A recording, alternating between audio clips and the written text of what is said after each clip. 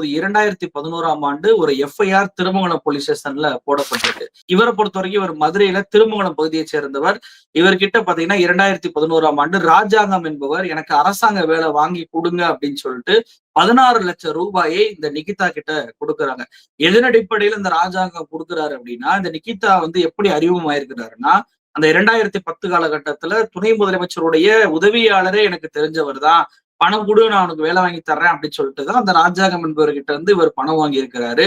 ஆனா வேலை வரவே இல்லை அப்படின்னோடனே பணத்தை திருப்பி இந்த ராஜாங்கம் கேட்கும்போது இந்த நிகிதா குடும்பமே ராஜாங்கத்தை மிரட்டி இருக்கிறாங்க. அதன் அடிப்படையில வேற வழி இல்லாம ராஜாங்கம் போலீஸ் ஸ்டேஷன்ல போய் புகார் கொடுக்கிறார்.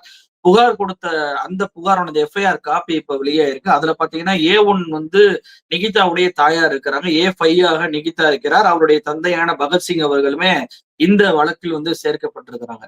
இப்போ இவருக்கு எனக்கு ஐஏஎஸ் அதிகாரி தெரியாது, ஐபிஎஸ் அதிகாரி தெரியாது அப்படின்னா, எதன் அடிப்படையில 2010ஆம் ஆண்டு எனக்கு துணை முதலமைச்சருடைய பிஏவே தெரியும் அப்படின்னு சொல்லி சொன்னார் அப்படின்ற கேள்வி வருது.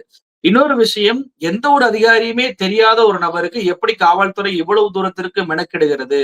அதுவும் இவர்களுடைய வேலையே போகும் எதிர்காலத்துல இந்த பிரச்சனை எல்லாம் வந்தா அப்படின்றப்போ, எப்படி இவ்வளவு தூரத்திற்கு காவல்துறை ஒரு சாமானிய பெண்ணுக்கு இந்த அளவுக்கு டார்ச்சர் செய்யும் அளவுக்கு ஒரு விசாரணையை பண்ணாங்க அப்படின்ற ஒரு கேள்வி வருது.